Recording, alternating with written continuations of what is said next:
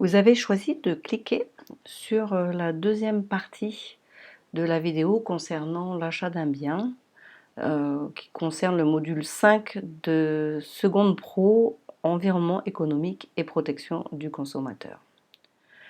Donc je rappelle, hein, nous avions fait une première partie concernant le contrat de vente et les modes de paiement, et dans cette partie, il ne faut pas que ça soit trop long, je proposais de réfléchir ensemble sur le crédit, hein, comment acheter à crédit, et sur comment agir avant qu'il ne soit trop tard et de ne pas aggraver ces difficultés financières. On essaiera de trouver les mots justes pour proposer des solutions à notre petit jeune Kenzo là, qui s'était mis dans des situations un peu difficiles. Et on verra ensemble un petit récapitulatif de ce qu'il est important de retenir de ce chapitre. Première partie, donc activité 3, on va essayer de comparer les différentes formes de crédit et de repérer les formalités pour obtenir un crédit. Donc on a un petit document qui parle du cas de Fred qui veut s'acheter une voiture qui coûte 1 121 719 francs. Donc j'ai converti en francs CFP pour que ça soit plus abordable pour vous. Et on a donc plusieurs types de crédits avec les différents coûts, avec du vocabulaire un peu spécial qu'on va revoir ensemble. Donc on va oublier le crédit renouvelable. On remarquera que les mensualités sont les plus hautes et on remarquera qu'ici, dans cette colonne TEG, on a le pourcentage le plus haut et en même temps le coût le plus élevé. Donc qu'est-ce que c'est que ce crédit renouvelable? C'est une réserve d'argent qui est accessible à tout moment, qui se renouvelle partiellement au fil de vos remboursements. La durée de 1 an, reconductible, et c'est là qu'on va trouver des taux d'intérêt qui sont non seulement élevés, mais très variables. On remarquera que Fred a réussi à mettre de côté 381 862 francs. C'est ce qu'on appelle l'apport personnel. Ça fait qu'il n'a plus qu'à emprunter 739 857 francs. Alors la première solution, qui est la moins chère, hein, si on regarde dans le long terme, c'est ce qu'on appelle le crédit affecté. Donc on remarquera que c'est le coût le plus bas, 58 000 francs, et au bout de 36 mois, le véhicule va lui appartenir. Alors comment ça fonctionne ce crédit affecté? La banque va donc, dès qu'on va lui présenter une facture du concessionnaire, payer, quand le dossier est accepté de crédit, payer le concessionnaire directement et la somme ne transite pas par votre compte en banque. Le crédit personnel est moins intéressant dans ce cas-là, même si c'est quand même, ça coûte moins cher que le crédit renouvelable. Et bon, les traites sont quand même beaucoup plus élevées. Alors le danger du crédit personnel, c'est que l'organisme financier va vous remettre sur votre compte en banque une somme d'argent. C'est vous qui serez chargé de faire le chèque au concessionnaire. Alors attention, parce que le risque, c'est qu'on ait dépensé cet argent avant de faire le chèque au concessionnaire et on va se retrouver à payer des traites sans voiture. Donc la deuxième solution, si on ne veut pas payer beaucoup de traites, là, elles sont à 19 809 francs par mois, c'est ce qu'on appelle la location avec option d'achat, ce qu'on appelle aussi le leasing. Alors comment ça fonctionne? La banque elle-même achète la voiture pour le compte de Fred, et Fred va se retrouver à payer un loyer de 19 000 et quelques francs pendant 3 à 5 ans. Et ensuite, au bout de 3 à 5 ans, il va devoir payer 500 000 francs pour que la voiture lui appartienne. L'avantage de cette solution, c'est que bon, non seulement les traites sont moins élevées, mais il y a un certain nombre de services qui peuvent être associés, comme l'assurance, l'entretien de la voiture, l'assistance, etc. Le gros inconvénient, c'est si Fred fait un accident, que la voiture est épave, elle ne lui appartient plus. Donc voilà pour la comparaison des différents crédits. On va maintenant réfléchir sur les différentes formalités. Donc, je vais faire une demande de crédit. La banque va vérifier qu'on ne se retrouve pas en situation de surendettement et qu'on peut rembourser. Donc il y a des fichiers qui existent hein, et on va vérifier si on est en règle avec la loi et éviter le surendettement. Ensuite, on va nous remettre une fiche d'information précontractuelle. Cette fiche va permettre d'obtenir toutes les explications nécessaires à la comparaison des différentes offres de crédit. Ce qu'on vient de voir, le taux effectif global avec le pourcentage d'argent qu'il faudra payer en plus à la banque euh, et voir le taux, les mensualités, combien il faudra payer par mois. Ensuite, la banque va nous remettre une offre préalable de crédit. Donc c'est un dossier hein, où on va avoir toutes les explications nécessaires pour le crédit lui-même, le montant emprunté, le montant des intérêts, la durée de remboursement, la possibilité de rembourser par anticipation. Et là, ce qu'il faut savoir, que même à la signature de l'offre, on a un délai, c'est ce qu'on appelle, un délai de rétractation, c'est-à-dire qu'on peut revenir sur notre décision pour renoncer au crédit. Alors, si on décide de renoncer au crédit, on remplit, hein, c'est une page du dossier, on signe, on envoie à la banque ou à l'organisme financier en recommandé avec accusé de réception pour montrer qu'on a bien respecté le délai. La banque aussi, si vous avez caché un petit peu des informations, peut revenir sur le crédit également. On va passer à l'activité 4, comment agir avant qu'il ne soit trop tard. Donc on va essayer de faire la différence entre endettement, surendettement, voir ce que c'est que la notion de seuil et de décrire la procédure pour faire face au surendettement. On ne reste pas comme ça en détresse, on se fait aider. Donc on a un petit document qui nous explique tout ça et on prend un exemple, le mieux pour comprendre c'est de prendre un exemple d'une famille de 3 personnes. Pour calculer son taux d'endettement, on a une formule mathématique, donc on va réfléchir. On regarde que cette famille a 200 euros de traite plus 520 euros de loyer. On multiplie par 100 et cette somme, on va la diviser par 1800, je crois, oui c'est ça, euros de revenus. Ce qui va nous donner en taux d'endettement 40%.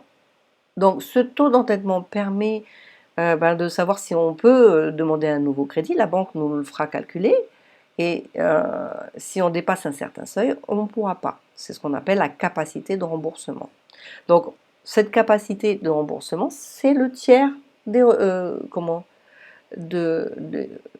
des revenus disponibles. Hein, donc c'est 33%. Donc là, on remarquera que cette famille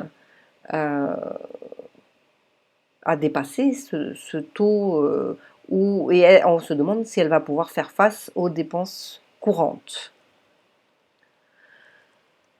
Ce qui est intéressant aussi, c'est de calculer ce qu'on appelle le reste pour vivre. Bon. Pour calculer le reste pour vivre, on va prendre les revenus auxquels on va soustraire tous les remboursements de crédit et de loyer. Donc là, on va avoir 1800 moins 720, ce qui va nous donner en reste pour vivre 1080 euros. Et est-ce que vous pensez que ce ménage peut demander un nouveau crédit? Eh bien non, bien sûr, hein, car il aura des difficultés à rembourser. Le seuil d'endettement est déjà dépassé de 7%, hein, si on fait 40 moins 33. Et à 3080 euros, ça va être un petit peu juste pour faire face à toutes les dépenses courantes. Donc on vous demandait hein, d'inscrire ces chiffres dans le petit tableau. Ce ménage est donc en situation d'endettement maximum. Si maintenant on regarde le petit document qui nous permet de savoir la procédure de surendettement, donc comment agir avant qu'il ne soit trop tard. Si on se retrouve qu'on a du mal à payer nos factures, on a du mal à joindre les deux bouts, on va chercher de l'aide. Alors, on va demander de l'aide en métropole à la Banque de France et on verra qu'en Nouvelle-Calédonie, c'est à l'Institut d'Outre-mer. Je vous mettrai le lien à la fin de cette partie. On doit déposer un dossier. Alors ce dossier, on dit qu'il doit être sincère et complet, ce qui veut dire qu'il faut fournir tous les justificatifs demandés, ne rien dissimuler de sa situation financière, ne pas mentir, hein, et ne pas faire de fausses déclarations sur sa situation financière. Ces mesures sont enregistrées pour 8 ans, c'est-à-dire que pendant 8 ans, elles vont être inscrites dans un fichier consultable par les banques et les organismes financiers. Les conséquences, il faut savoir qu'il y a des conséquences de cette procédure de surendettement. Hein, on n'a rien sans rien dans la vie. On aura donc interdiction d'utiliser sa carte de crédit et interdiction de prendre un nouveau crédit quel qu'il soit. C'est-à-dire que interdiction de payer à l'aide d'un crédit renouvelable en cours, interdiction de prendre un nouveau crédit renouvelable. En Nouvelle-Calédonie, je vous disais, donc il faut aller à l'Institut d'émission d'Outre-mer qui est rue de la République et on peut retirer le dossier et on vous donnera les explications nécessaires. Donc voilà, j'ai mis le site où on va trouver toutes les informations dont vous aurez besoin. N'hésitez pas à donner conseil autour de vous, hein. Il nous reste la partie où on va trouver les mots justes pour proposer des solutions. Donc, on va conseiller Kenzo, comment éviter d'aggraver ses difficultés financières. Si on calcule le taux d'endettement de Kenzo, on va trouver le chiffre de 40%. Si on calcule le reste pour vivre, 1500 moins donc 380 de loyer et 200 de remboursement, ce qui va nous faire qu'il va avoir en reste pour vivre 900 €. Sa situation est donc en état d'endettement maximum. Si on veut lui donner des conseils sur les modes de paiement à utiliser, ne plus utiliser sa carte de crédit mais payer au comptant, privilégier les prélèvements automatiques pour mensualiser ses charges fixes. Si on veut lui donner des conseils pour gérer le reste pour vivre, Kenzo ne doit plus prendre de crédit. Il doit tenir un budget rigoureux, c'est-à-dire qu'il doit faire noter ses dépenses et ses revenus. Penser à l'avance comment il va dépenser son argent. Et pour tout ce qui est dépenses occasionnelles, à supprimer ou à limiter. On va économiser quand c'est possible. Et pour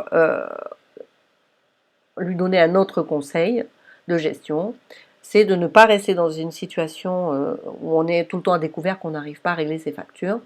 On va essayer de discuter avec son gestionnaire de compte, avec son banquier, de ses difficultés. Et on pourra par exemple recalculer les traites et les réétaler sur plus de temps pour qu'il y ait moins à payer par mois. Ou par exemple, on peut éventuellement, Kenzo peut essayer de trouver un logement moins cher. Mais surtout, ce qui sera vraiment intéressant, c'est que Kenzo essaie de mieux éviter les pièges de la consommation.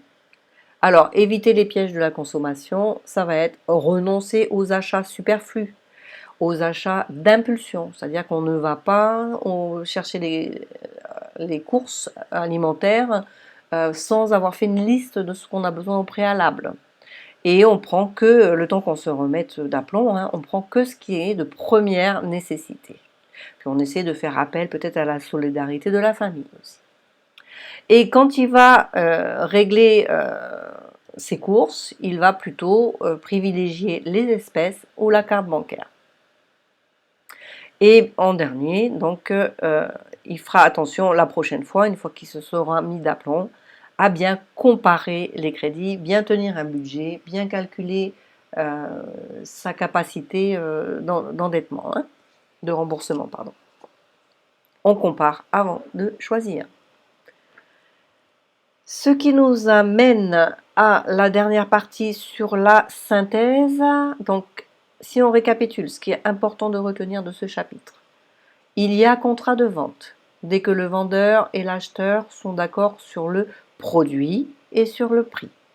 Quand le contrat de vente est écrit, l'acheteur doit lire attentivement pour connaître ses engagements et ceux du vendeur. Donc même si c'est écrit en tout petit, prends la peine de tout lire avant de signer. Pour l'achat d'un bien ou d'un service, on va, pour les petits achats, privilégier les espèces. Pour les retraits d'argent en liquide et pour les dépenses courantes, le chèque. Non, c'est le contraire. Donc la carte bancaire pour les retraits d'argent en liquide et pour les dépenses courantes. Le chèque pour les achats où le vendeur n'est pas équipé pour les cartes et pour les factures. Hein. Le prélèvement automatique pour les paiements de charges fixes mensuelles, comme le téléphone, l'eau, l'électricité. C'est plus intéressant. Hein. On fait attention qu'il y ait d'argent sur le compte. Qu'est-ce qu'un crédit? Un crédit, c'est une avance d'argent pour réaliser une dépense. Pour choisir une offre de crédit, il est indispensable de comparer le TEG, taux effectif global.